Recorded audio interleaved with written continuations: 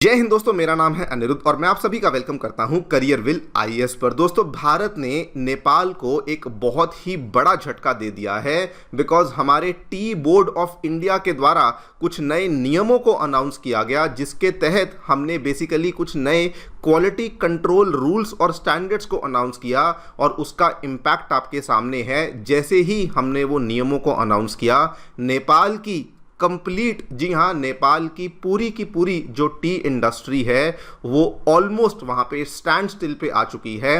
And ये भी कहना गलत नहीं होगा कि उनकी टी इंडस्ट्री कुछ ही दिनों के अंदर अंदर ऑलमोस्ट कोलैप्स पे आ चुकी है। आप लोग यहाँ पे देख सकते हैं, ये खबर नेपाली मीडिया काठमांडू पोस्ट की तरफ से सामने आई है। Trouble brewing for Nepali tea industry as exports to India remain halted, यहाँ पे भी देख सकते हैं। और नेपाल की मीडिया तो इसको पिछले 3-4 दिनों से कवर कर रही है, लेकिन दोस्तों आज की डेट में इंडियन मीडिया ने भी इसको कवर करना शुरू कर दिया है। और इस पूरी की पूरी चीज का जो अंजाम है वो इस लेवल का अंजाम हुआ है कि जैसे ही इंडिया के द्वारा ये एक सिंगल फैसला लिया गया, नेपाल के जो 2 सबसे इंपॉर्टेंट एरियाज हैं जहां पे चाय को बनाया जाता है, उगाया जाता है, इलाम और झापा के नाम से, उन दोनों ही एरियाज में 100 से भी ज़्यादा इंडस्ट्रीज़ हैं जिनके ऊपर ताले लग चुके हैं। जी हाँ, वो कंप्लीटली शट डाउन हो चुकी हैं।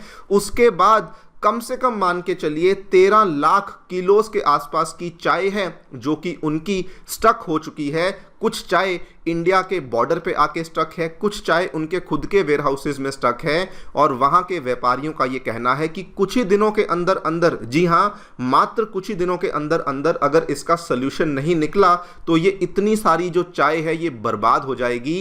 एंड इसका जो फाइनेंशियल लॉस है और जो बर्डन है ये हमारी इंडस्ट्रीज बिल्कुल भी बेयर नहीं कर पाएंगी। एंड उससे भी ज़्यादा बड़ा जो इम्पैक्ट है वो इनके वर्कर्स के ऊपर पड़ा है, जिनकी नौकरियां कह लीजिए, रोजगार कह लीजिए, इसी इंडस्ट्री के ऊपर निर्भर करता था। लगभग 60,000 के आसपास ऐसे वर्कर्स हैं जिनकी नौकरियां अब यहां पे खतरे में आ चुकी हैं। इसी पूरे मुद्दे के बारे में हम लोग चर्चा करेंगे। क्या दोस्तों यहां पे देखने को मिला है, what is the background over here, क्या इंडिया के नए नियम हैं जो कि लाए गए हैं जिस वजह से ये सब हो रहा है, इस पूरी चीज का क्या प्रभाव है जो कि नेपाल की टी सेक्टर पे हो रहा है, इसको भी समझेंगे। आइए शुरू करते हैं मेरे साथ। मेरा नाम है अनिरुद्ध। यदि आप लोग हमें फॉलो करना चाहते हैं तो दिए गए टेलीग्राम चैनल के माध्यम से ऐसा कर सकते हैं। All right, directly coming to the news, क्या देखने मिला है दोस्तों, हमारे टी बोर्ड ऑफ इंडिया के द्वारा पिछले महीने 1 मई 2026 से लागू होने वाले कुछ नए मैंडेटरी क्वालिटी टेस्टिंग रिक्वायरमेंट्स को इंट्रोड्यूस कर दिया था।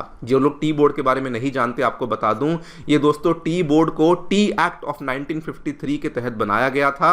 एंड ऑब्वियसली एक स्टैट्यूटरी बॉडी है जो कि सेंट्रल गवर्नमेंट की मिनिस्ट्री ऑफ कॉमर्स के तहत काम करती है। हर 3 साल में इस टी बोर्ड की जो मेंबरशिप है उसको रिकंस्टिट्यूट किया जाता है। इसका जो मुख्यालय है, इसका जो हेड ऑफिस है वो कलकत्ता में देखने को मिलता है। अब इन्होंने जो 1 मई 2026 से नियमों को अनाउंस किया, इन्होंने असल में पहला महीना जो मई का महीना था उसमें नियमों को लेके बहुत ज़्यादा रिलैक्सेशन, बहुत ज़्यादा कंसेशंस दिए थे कि कोई बात नहीं, हम लोग फिलहाल उतना ज़्यादा स्ट्रिक्ट नहीं होने वाले हैं। लेकिन जैसे ही जून महीना आता है, हमारा टी बोर्ड इस चीज़ को लेके पूरा स्ट्रिक्ट हो जाता है कि अब किसी भी प्रकार की रिलैक्सेशंस या किसी भी प्रकार की जो रियायत है वो हम लोग किसी भी और कंट्री को नहीं देने वाले हैं। इनका जो सिस्टम था वो बड़ा सिंपल था कि कोई भी टी शिपमेंट अगर वो इंडिया के अंदर एंटर कर रही है, पहले उसकी सैंपलिंग होगी, उसके बाद उसकी लेबोरेटरी टेस्टिंग होगी, और वंस उसकी टेस्टिंग कंप्लीट हो जाती है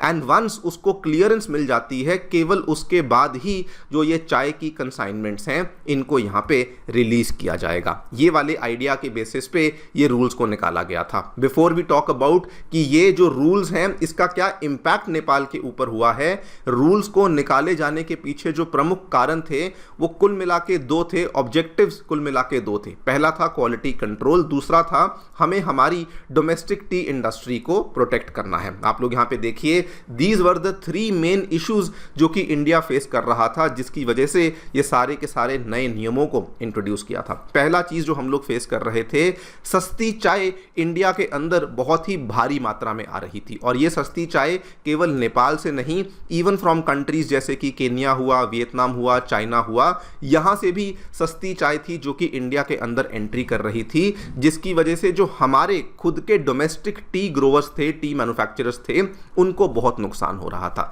सेकेंडली, और ये बहुत बड़ा मुद्दा बन चुका था, जो सस्ती चाय आती थी उसको जो बाहर वाली मतलब कि जो इंपोर्टेड चाय आती थी उसको भारतीय चाय के साथ मिक्स कर दिया जाता था, उसको ब्लेंड कर दिया जाता था, और उसको जब कल को री एक्सपोर्ट किया जाता था तो उसको भारतीय चाय बोलकर री एक्सपोर्ट किया जाता था, जिसकी वजह से उसमें दाम तो अच्छा मिलता था लेकिन उसकी क्वालिटी ऑब्वियसली कॉम्प्रोमाइज़ हो जाती थी। हमारे टी बोर्ड को इस चीज़ की बहुत चिंता थी कि ऐसा करने से हमारी जो प्रीमियम इंडियन चाय की रेपुटेशन है वो बहुत ज़्यादा खराब हो जाएगी। And third and the most important reason जो कि दार्जिलिंग टी को प्रोटेक्ट करने का था, ये मुद्दा आज का नहीं, ये लगभग 10-12 साल से मुद्दा चलता आ रहा है और तब भी इस चीज़ को लेके बहुत सारे स्टेप्स लिए गए थे लेकिन कभी भी इसका कोई प्रॉपर सोल्यूशन नहीं निकला था। दार्जिलिंग टी को लेकर आपको बता दूं, वो दोस्तों जीआई स्टेटस को एंजॉय करती है और केवल भारत में नहीं, ग्लोबली अगर आप देखें तो दार्जिलिंग टी को बहुत ही प्रीमियम प्राइस हमें देखने को मिलता है, मतलब कि बहुत ही महंगे दाम पे बिकती है।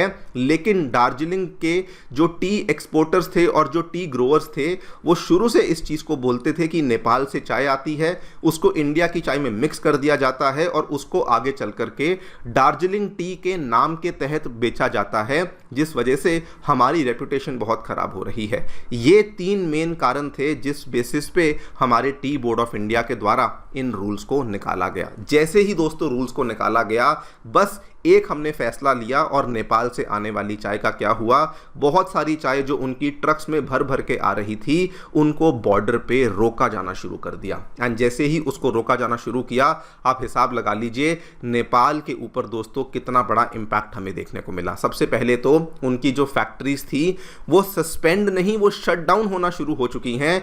यहाँ पे अलग अलग रिपोर्ट सामने आई हैं। कुछ रिपोर्ट्स यहाँ पे बताती हैं कि 80 टी फैक्ट्रीज हैं, लेकिन कुछ रिपोर्ट्स बताती हैं कि 100 से भी ज़्यादा चाय की फैक्ट्रीज हैं जिनके ऊपर ताले लग चुके हैं। नेपाल में जो मेजरली जो जहाँ पे हमें फैक्ट्रीज देखने को मिलती हैं, ये एरिया है इलाम के नाम से, ये एरिया है झापा के नाम से, जहाँ पे ये बहुत ज़्यादा कॉन्सेंट्रेशन हमें चाय की फैक्ट्रीज की देखने को मिलती है, वो पर्टिकुलरली बहुत ज़्यादा अफेक्ट हो चुकी हैं। एंड उसमें भी अगर आप देखें अलग अलग 2 तरह की रिपोर्ट सामने आई हैं। एक रिपोर्ट जो कि इंडियन मीडिया बताती है 7 लाख किलोग्राम के आसपास चाय है जो कि हमारे वेयर हाउसेज में फंसी हुई है, जो कि बेसिकली आगे बिक नहीं पा रही। और नेपाल की मीडिया ये रिपोर्ट करती है कि इट इज़ नॉट 7 लाख, ये असल में 13 लाख के आसपास किलो के आसपास चाय है जो कि इन नए नियमों की वजह से भारत तक नहीं पहुंच पा रही है। कुछ चाय है जो कि नेपाल के वेयर हाउस में फंसी हुई है, कुछ चाय है जो कि इंडिया के बॉर्डर पे फंसी हुई है, जिस वजह से यहाँ पे बहुत ज़्यादा नुकसान हो रहा है। उसके बाद आप देखिए इस पूरी चीज़ का इम्पैक्ट कितना है। केवल एक नियम की बात कर रहा हूँ मैं और इम्पैक्ट देखिए 60,000 वर्कर्स की जो रोज़गार है जो कि इस सेक्टर के ऊपर डिपेंड करते थे, उनका जो रोज़गार है वो बहुत नेगेटिवली इंपैक्ट हो चुका है। बहुत से इसमें डेली वेज लेबरर्स थे। और दोस्तों ऐसा नहीं कि ये वाला जो हमने स्टेप है बहुत पहले ले लिया था, जस्ट अभी कुछ ही दिन पहले ये वाली चीज़ को इम्प्लीमेंट किया गया। आप इमेजिन करिए इनकी जो पूरा का पूरा टी इंडस्ट्री है वो कितना ज़्यादा डिपेंडेंट है इंडिया के ऊपर। उसके भी आपको आंकड़े बता दूं, नेपाल की सबसे बड़ी जो टी मार्केट है वो भारत है दोस्तों। उनकी 90% ऑफ जो ऑर्थोडॉक्स टी है, 2 तरह की चाय है नेपाल में उगाई जाती है, लेकिन उसमें जो ऑर्थोडॉक्स टी है 90% केवल और केवल इंडिया में आती है। और नेपाल की टी इंडस्ट्री बिलियंस में कमाती है इंडिया से अपने एक्सपोर्ट्स के माध्यम से। हज़ारों की 10,000 की संख्या में लोग हैं, फार्मर्स हैं जो कि इसी टी कल्टीवेशन के ऊपर डिपेंड करते हैं। और इसीलिए आप देखिए कुछ ही दिनों के अंदर अंदर 60,000 से भी ज़्यादा वर्कर्स हैं जिनकी जॉब्स बेसिकली अफेक्ट हो चुकी हैं। अब इस पूरे मामले के बाद नेपाल जो है वो इसको कह रहा है कि ये नॉन टैरिफ बैरियर हैं। उनके जो इंडस्ट्री एसोसिएशंस के लीडर्स हैं, उनके जो एक्सपोर्टर्स हैं, वो ये कह रहे हैं कि इंडिया ने जो टेस्टिंग रिक्वायरमेंट्स को लगा दिया है इसकी वजह से बहुत डिलेज हो रहे हैं। हर ट्रक की सेपरेट टेस्टिंग टेस्टिंग हो रही है, रिजल्ट्स आने में हफ्तों लग जाते हैं, एक्सपोर्टर्स की जो कॉस्टिंग है बहुत बढ़ जा रही है, और मीनवाइल हमारी टी की जो क्वालिटी है वो पड़ी पड़ी वेयर हाउसेस में डिटीरियोरेट हो रही है। बल्कि ये भी कहा गया है कि अगर जल्दी ही इसका सोल्यूशन नहीं निकाला गया तो ये जो 13 लाख किलोग्राम की चाय है ये कुछ दिनों में खराब नहीं बल्कि बर्बाद हो जाएगी, वेस्ट हो जाएगी, बिकॉज इसके बाद इसको कोई भी खरीदने वाला नहीं होगा। इस पूरी चीज़ के बाद दोस्तों उनके जो व्यापारी हैं ये बलेन शाह गवर्नमेंट के पास जाकर पहुंच चुके हैं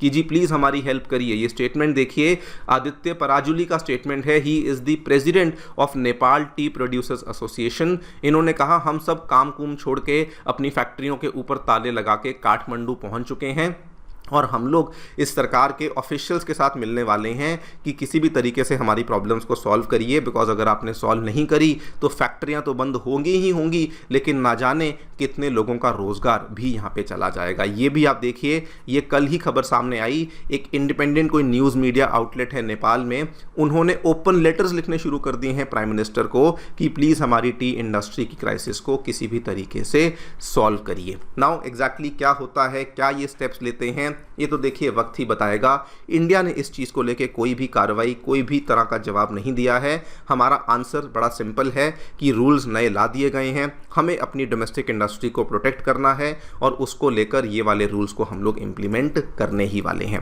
अब कुछ लोग इसमें ये भी कह रहे हैं कि ये जो हमने स्टेप लिया है, इट इज़ पॉसिबल कि ये इंडिया नेपाल के जो वाइडर इश्यूज चल रहे हैं उसके साथ भी इसका लिंकेज हो, बिकॉज आज से लगभग 2 महीने पहले नेपाल ने इंडिया के ऊपर टैरिफ्स को लगाना शुरू कर दिया था बेवजह। कोई भी आइटम अगर 100 नेपाली रुपये से ज़्यादा है तो उसको रोका जा रहा था। बदले में इंडिया ने भी बॉर्डरिंग एरियाज़ में फ्यूल को प्रोवाइड करने से मना कर दिया था। उसके बाद वही मैप वाला इशू सामने आया जो कि आज से लगभग 2-3 हफ्ते पहले नेपाल के द्वारा फिर से उजागर किया गया।